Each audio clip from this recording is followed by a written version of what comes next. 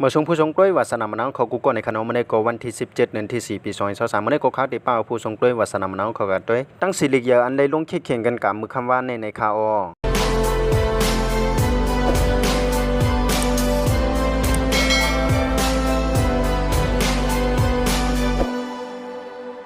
มาด้วยกันที่อิงกลัมพรีเมียร์ลีกตั้งในขนมมือคำว่าในก็เป็นเปอร์เซ็นต์ที่31ตึกอยู่2กูในขนมก็เป็นเวสต์แฮมเลยตั้งอาร์เซนอลก็เต้ากันกับ2-2ที่เตมันในป่วยในก็อาร์เซนอลเลยสร้างปนัดตี1ลูกในขนมก็กับปูปยุสาก้าสร้างอำเข้าในขนมแทงกูนึงนั่นก็เป็นนอตติงแฮมฟอร์เรสต์ก็ซุ่มเป็นแมนเชสเตอร์ยูไนเต็ดกับ2-2ในข่าวมาด้วยกันที่เข้ามาจากนั้นพองในขนมที่1โฮเทลนั่นก็ตึกเป็นอาร์เซนอลในขนมมีอยู่74ไม้ที่2นั่นก็เป็นแมนเชสเตอร์ซิตี้ในขนมมีอยู่70ไม้อันนี้ก็เลยว่าห่างอาร์เซนอลไว้อยู่4ไม้ก็เย่าในขนมที่3นั่นก็เป็นแมนเชสเตอร์ยูไนเต็ดในขนมมีอยู่59ไม้ที่4นั่นก็เป็นนิวคาสเซิลยูไนเต็ดในขนมมีอยู่56ไม้และที่5นั่นก็เป็นโตเทนแฮมฮอตสเปอร์ในขนมมีอยู่53ไม้ในข่าวมาด้วยกันที่ในส่วนตกชั้น3จุ่มนั่นพอในขนมที่18นั่นก็เป็นนอตติงแฮมฟอร์เรสต์ในขนมมีอยู่27ไม้ที่19นั่นก็เป็นเลสเตอร์ซิตี้ในขนมมีอยู่25ไม้และที่20นั่นก็เป็นเซาท์แฮมป์ตันในขนมมีอยู่23ไม้ในข่าวมาด้วยกันที่ผู้สร้างกงพอในขนมผู้สร้างกงอันใดนำเลซิเปิลก็เป็นเออร์ลิงฮาแลนด์ของแมนซิตี้ในขนมสร้างกาย32กูเปอร์เซ็นต์ที่31ปุ่นด่านในคำในก็ตึกอยู่แทง1กูในขนมก็เป็นลีดยูไนเต็ดก็ติงยากันตั้งลิเวอร์พูลในข่าว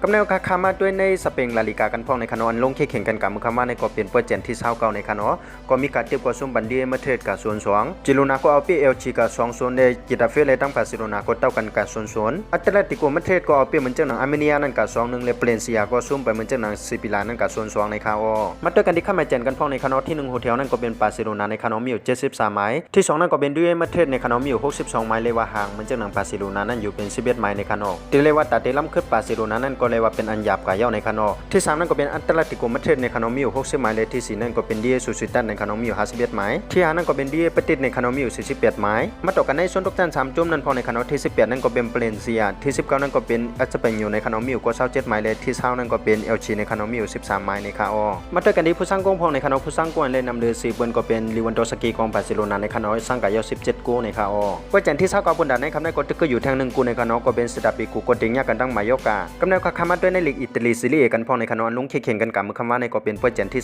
30ในขนมก็อินเตอร์มิลานก็ซุ่มไปเหมือนเจ้าหนังมวลสารนั้นกับ0-1และเชเลตั้งซัมโตเรียก็เท่ากันกับ1-1ตูริโนเลตั้งซาลานิตานาก็เท่ากันกับ1-1เหมือนกันซาโซโลก็เอาเปียจูเวนตัสกับ1-0ในโรม่านั่นก็เอาเปียอุตินิสนั่นกับ3-0ในคาอมาด้วยกันที่เข้ามาเจนกันพอในขนมที่1โฮเทลนั่นก็เป็นนาโปลีมีอยู่75ไม้ที่2นั่นก็เป็นลาซิโอในขนมมีอยู่61ไม้ในก็เลยว่าห่างกันไว้อยู่14ไม้ในขนมติดตั้งตานาโปลีติเลก็สู้กันในปีในก็เลยว่าเป็นนั้นมีสูงเยาในขนมที่3นั่นก็เป็นโรม่าในขนมมีอยู่56ไม้และที่4นั่นก็เป็นเอซิมิลานในขนมมีอยู่53ไม้ที่5นั่นก็เป็นอินเตอร์มิลานในขนมมีอยู่51ไม้มาต่อกันในส่วนตกชั้น3จุ่มนั่นพอในขนมที่18นั่นก็เป็นวิโรนาในขนมมีอยู่23ไม้และที่19นั่นก็เป็นจูมูนิสในขนมมีอยู่19ไม้และที่20นั่นก็เป็นซัมโตเรียในขนมมีอยู่16ไม้มาด้วยกันที่ผู้สร้างกองพอในขนมผู้สร้างกองได้นำเดซิเปิลก็เป็นวิกตอร์อุซิมฮินของนาโปลีสร้างกาย21กูในคาอเปอร์เซ็นต์ที่30ปุ่นด่านในคำได้ก็ตึกอยู่ทาง1กูในขนมก็เป็นฟิโอเรนตินาก็ติงยากันดังอัตแลนตาในคาอกำเนิดคามาด้วยพังลีกจามันปุนตลิกากันพองในขนมลงแข่งกันกับมือคำว่าในก็เป็นเปอร์เซ็นต์ที่28มาด้วยกันที่คนที่1ตั้งในขนมไปยังมิวนิเลยตั้งฮอปพินามก็เท่ากันกับ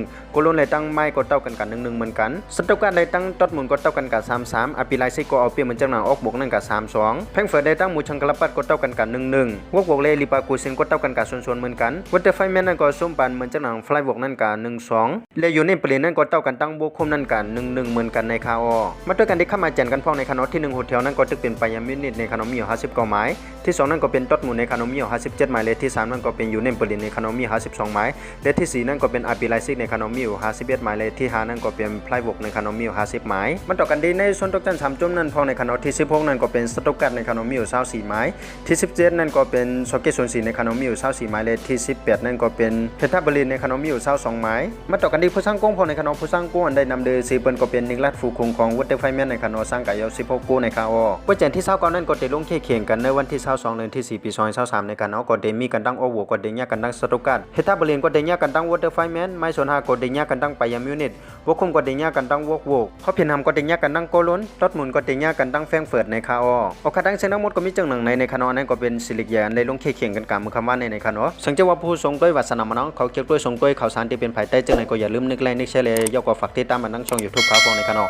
กำเนิดส่วนในก็ขย้อนสู่บันทึกผู้ปันแห่งข่าวสารมะน้องภายใต้ใครอยู่มีเงินทางลีคือปืนกันกูก็กูกวนสีกำขาข่าวสารมะน้องภายใต้ไม่ทรงค่า